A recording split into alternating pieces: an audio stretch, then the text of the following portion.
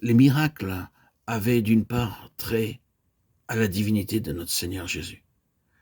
Mais précisément, ces miracles n'avaient pas sur les gens qui les voyaient ou y participaient un effet qui change leur personne.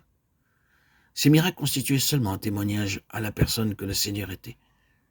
Avez-vous la signification de cela?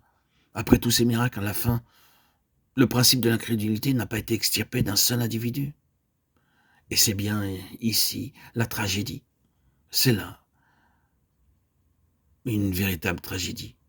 Bien que les gens, la population aient vu tout ce qu'il fit, l'incrédulité profondément enracinée n'était pas atteinte. La chose étonnante, même parmi les disciples, était qu'ils étaient encore capables de manifester une incrédulité profondément ancrée. Oh, homme sans intelligence et dont le cœur est lent à croire. Luc 24-25. Il leur reprocha leur incrédulité. Marc 16-14.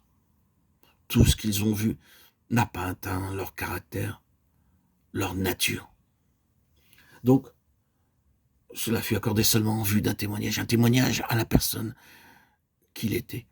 C'est là un aspect. Car voyez-vous, il y a deux aspects à cette question. Il y a le côté de sa divinité tel que Jean résume tout. Mais ces choses ont été écrites afin que vous croyiez que Jésus est le Christ, le Fils de Dieu, et qu'en croyant, vous ayez la vie en son nom. Jean 20-31. C'était en vue d'un témoignage quant à la personne qu'il était essentiellement. Mais en même temps, ces choses n'ont pas produit sur la nature un effet de façon à les débarrasser de l'incrédulité. Certes, pour un temps, ils ont pu croire en lui, mais cela est bien moindre que d'avoir l'incrédulité profondément et radicalement traitée. Les miracles ne produisirent pas cela, et Jésus n'a pas escompté qu'il le ferait. Il rendit parfaitement clair qu'il ne fondait sur ces miracles aucune espérance dans cette direction. Il était encore dépendant du Père quant à l'effet réel. Frères et sœurs en Christ, chers amis, auditeurs, auditrices, laissez-moi dire ceci, entre parenthèses, et c'est quelque chose, laissez à la réflexion que ce ne sont pas les choses qu'il fait pour nous, mais c'est la vie du Fils de l'homme en nous, dans toute sa force puissante, son pouvoir, son principe, qui constitue toute la différence. Il pourrait guérir votre corps d'une maladie chronique, de quelque chose qui, de façon ordinaire et avec la plus grande certitude, va se révéler fatal. Mais cela ne signifie pas nécessairement que l'incrédulité de votre cœur profondément enraciné sera traitée.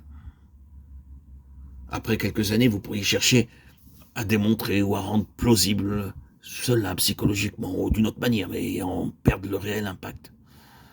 Non, non, mes chers amis, ces choses faites pour nous, en quelque domaine que ce soit, même si elles avaient l'apparence de miracles, ne touchent pas notre nature réelle. Bien-aimés, ne commettez pas cette erreur.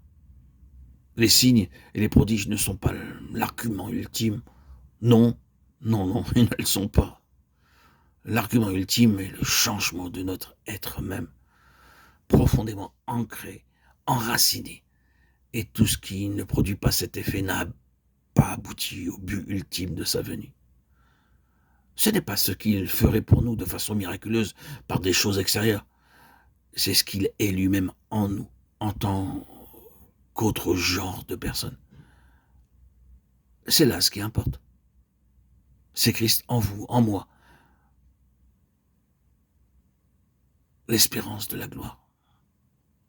Non pas Christ opérant des miracles pour vous,